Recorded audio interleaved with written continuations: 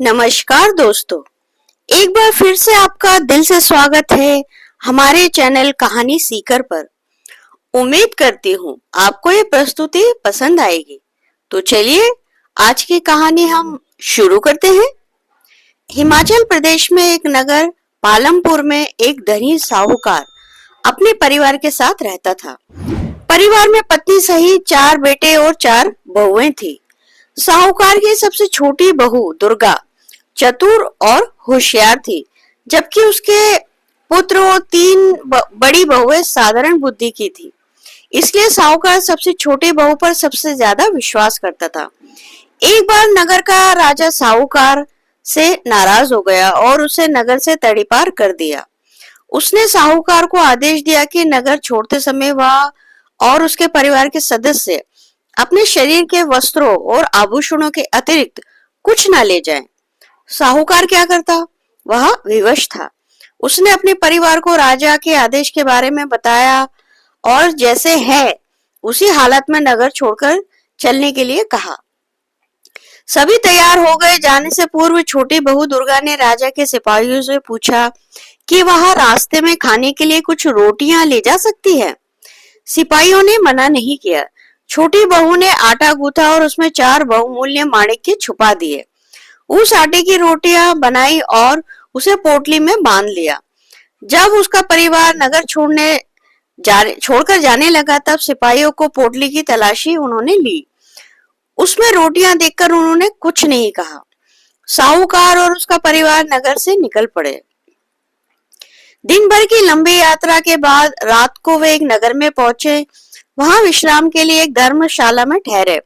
रात भर विश्राम करने के बाद जब वे उठे तो साहूकार ने सबसे कहा कि वे सभी अपने अपने आभूषण दे दे, जिन्हें बेचकर वह खाने पीने की वस्तुओं और वस्त्रों का व्यवस्था कर लेगा।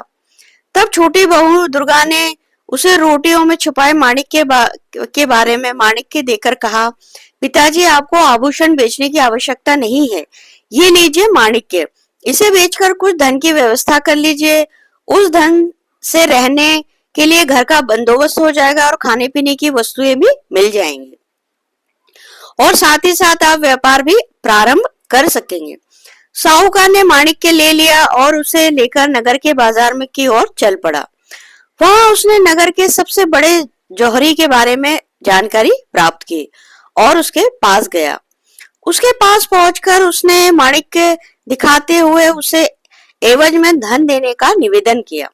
बहुमूल्य माणिक्य देख उस जौहरी के मन में लोभ आ गया और माणिक्य हथियाने के बारे में सोचने लगा। उसने साहूकार से कहा, यह माणिक्य तो बहुत कीमती है, इसके लिए धन मुझे घर से मंगाना पड़ेगा। मैं अपने नौकर को घर भेजता हूँ, तब तक आप यहाँ आराम से बैठिए।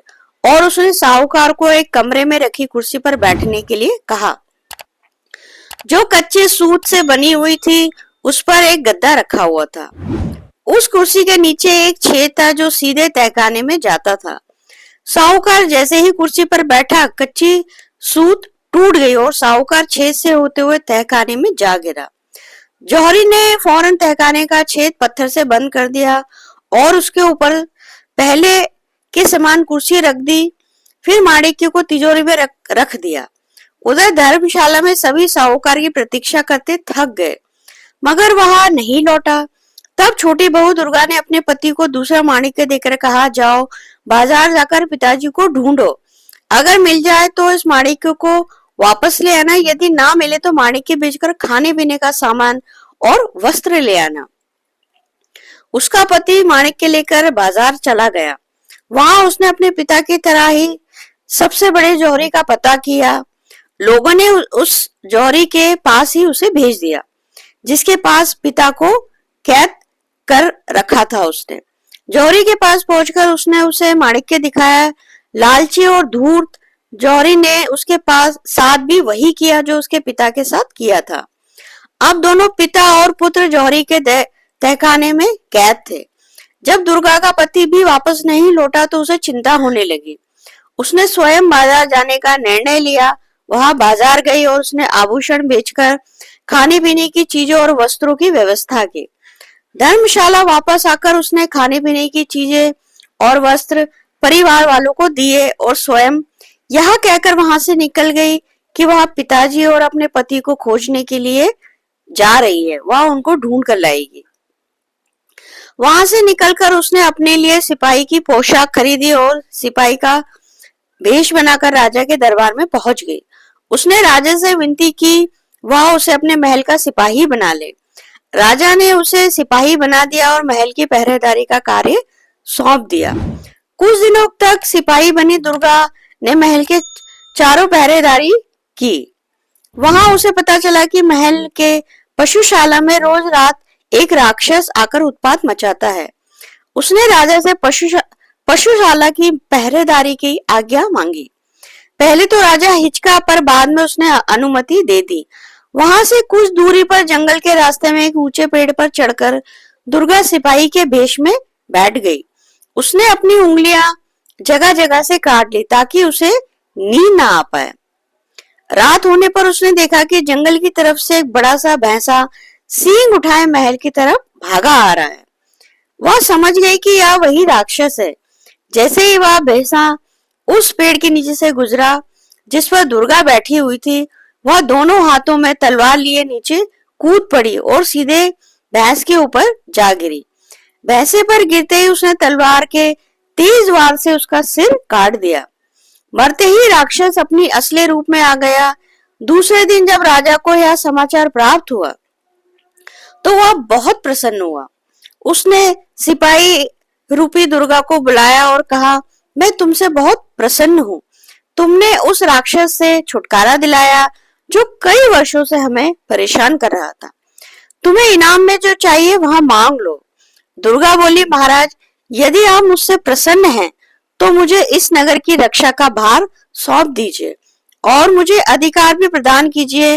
मैं यदि किसी अपराधी को देखूं तो उसे स्वयं दंड दे सकूं। उसकी काबिलियत देख महाराज ने उसे नगर का कोतवाल बना दिया। नगर का कोतवाल बनने के बाद दुर्गा ने अपने पति और ससुर की खोज प्रारंभ की। उसने सोचा कि वे लोग अवश्य ही नगर के सबसे बड़े जौहरी के पास माणिक्य बेचने गए होंगे। इसलिए उसने नगर के सबसे बड़े जौहरी का पता लगाया और उसके पास जा पहुंची। वहां नगर के कोतवाल के भेष में थी तो जौहरी उसे पहचान नहीं पाया और कोतवाल समझकर खूब आवभगत करने लगा। वह बोला, अहो भाग्य, जो आप हमारी दुकान में पधारे, कहिए क्या सेवा करूं? कोतवाल बनी दुर्गा बोली, महाराज शीघ्र ही अपनी राजकुमारी का विवाह करने वाले हैं। उनके आभूषण के लिए हमें सुंदर और बहुमूल्य माणिक्य चाहिए। तुम्हारे पास हो तो दिखाओ। जौहरी ने कई माणिक्य दिखाए किंतु उसमें वह माणिक्य नहीं था जो दुर्गा ने अपने पति और ससुर को दिया था। इसलिए वह उन माणिक्यों को नकारते हुए बोली, कोई ऐसा माणिक्य दिखाओ जो राजकुमारी के अनुरूप हो।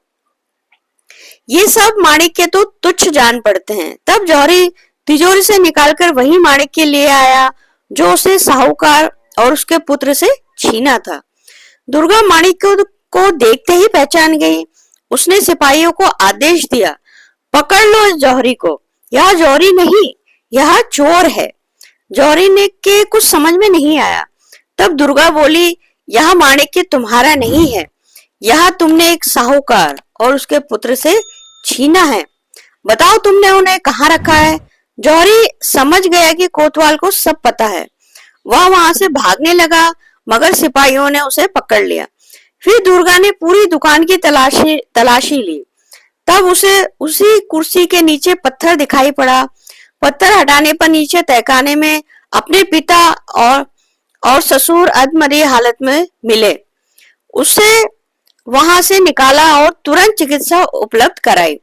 जौहरी को राजा के सामने प्रस्तुत किया। कोतवाल बनी दुर्गा ने राजा को सारी बात बताई। राजा ने साहूकार को कैद करवा लिया।